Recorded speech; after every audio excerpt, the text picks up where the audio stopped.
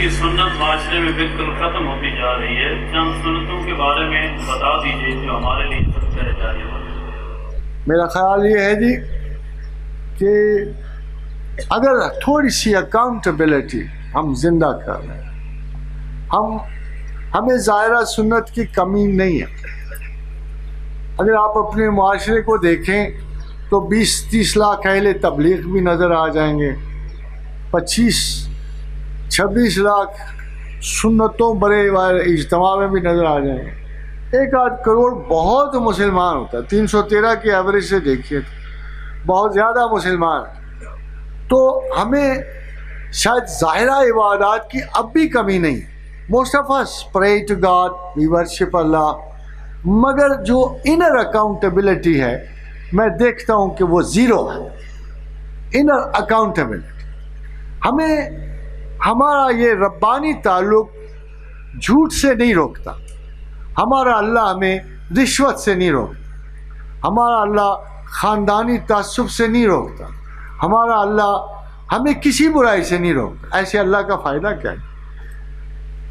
اگر آپ کو زندہ رکھنا ہے، اگر آپ کو مذہب زندہ رکھنا ہے تو کہیں نہ کہیں خدا کو شریک حال کیجیے، اتنا دور نہیں ہے وہ، کہیں نہ کہیں اس کے ذکر کو حرز جان بنائیں، امانت قلب بنائیں، تاکہ کہیں نہ کہیں اس کا احساس آپ کے آس پاس رہے۔ کہیں آپ رک کے کہیں یہ غلط سیب میں نہیں دوں گا، یہ بے ایمانی ہے، اللہ نے منع کیا۔ کہیں آپ رک کے کہیں میں اپنی اس بہن کے خلاف اس کی جائیداد پہ قبضہ نہیں کروں گا، اس کو حق اللہ نے دیا۔ کہیں آپ کہیں میں اپنے اس دوست کو دھوکہ نہیں کروں، یہ خلاف خدا ہے۔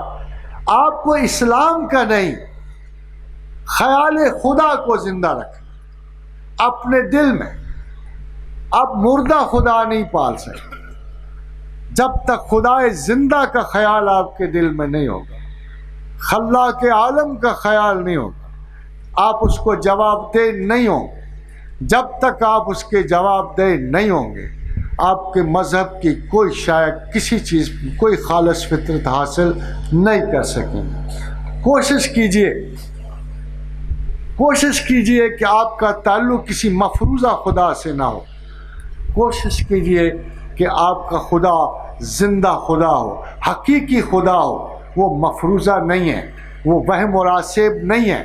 کیا عجیب بات ہے کہ آپ جن و راسب پر زیادہ یقین رکھتے ہو اور خدا حقیقت پہ اعتبار کم ہوتا ہے۔ آپ جادو پر زیادہ یقین رکھتے ہو، اللہ کے اس علاج پہ یقین نہیں رکھتے جو جادو کے بارے میں۔ آپ کا اعتماد، آپ کا یقین سراب پہ زیادہ ہے، چشمہ عیب حیوان کی طرف آنکھ اٹھا کے بھی آپ نہیں دیکھ رہے ہو۔ یہ ایک غلط مذہب ہے جس پہ ہم جا رہے ہیں، یہ غلط رخ ہے۔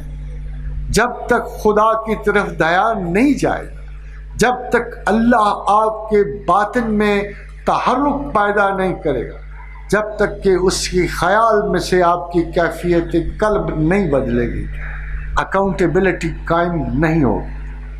اور یہ بڑی عجیب سی بات، ابو الحارث المحاسبی کی بہن نے فتویٰ پوچھا امام سے کہ اگر میں گورنمنٹ کے بجلی کی لیمپوں کی روشنی میں قرآن پڑھ سکتی ہوں، حلال ہے کہ حرام؟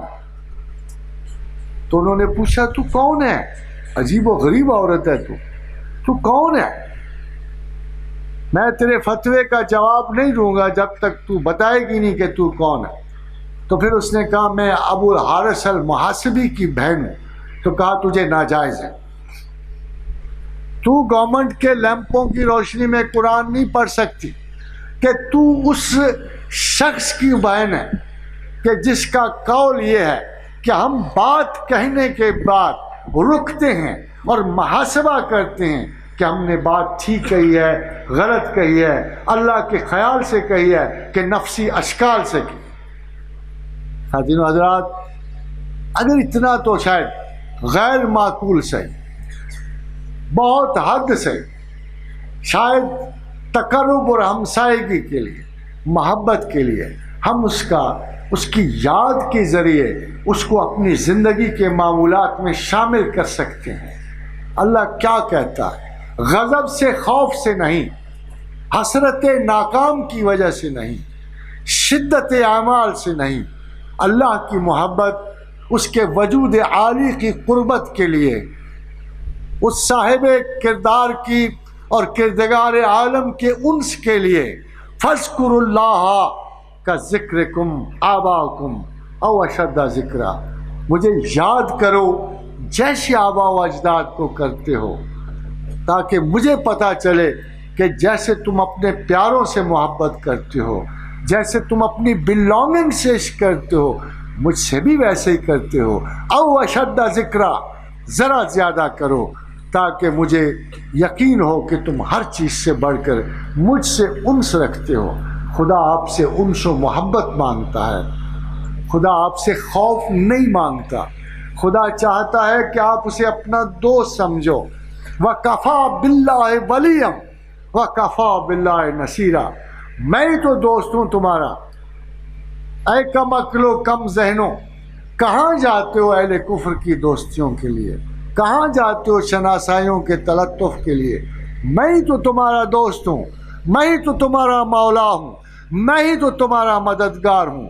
وَكَفَى بِاللَّهِ وَلِيًّا وَكَفَى بِاللَّهِ نَصِيرًا، اللہ تعالیٰ سے بہتر انسان کا کوئی دوست نہیں ہے، کوئی مددگار نہیں ہے، کوئی محبت کرنے والا کوئی نہیں ہے، کوئی پروٹیکٹر نہیں ہے۔ اگر آپ اس سے تعلق چھوڑو گے تو دنیا بھر کے امراض کا شکار ہو جاؤ گے، بربادی کا شکار ہو جاؤ گے۔ عبادات تصور کی محکوم ہے، جب تک اسے کریٹو موٹو، برین کے آرڈرز نہیں جاتے، آپ اس موٹو سے، برین موٹو سے اپنے بدن کو احکام جاری کرتے ہو۔ برین ہی موٹو دیتا ہے کہ نماز اخلاص سے پڑھنی ہے یا نفاق سے پڑھنی ہے۔ برین آپ کو بتاتا ہے کہ آپ کی نیات عمل کیا ہیں، اور برین کو ایموشن کا اخلاص دل دیتا ہے۔ تینوں عمل جب مرتب ہو جائیں عبادات میں رنگ آ جاتا ہے، یہ بڑا خوبصورت رنگ ہوتا ہے، صبغۃ اللہ، اللہ کا رنگ۔ ومن احسن من اللہ صبغۃ، اور اللہ کے رنگ سے کون سا رنگ بہتر ہے؟ وَنَحْنُ لَهُ عَابِدُونَ، اور عبادت کرنے والے تو اسی رنگ کو چاہتے ہیں، اللہ کے اسی رنگ کو چاہتے ہیں۔ وَمَا عَلَيْنَا إِلَّا الْبَلَاغُ۔ خواتین و حضرات، بہت شکر گزار ہوں کہ ان خطرات میں، وساوس میں آپ کی ہمت عالی نے اس بڑے اجلاس کو ممکن بنایا۔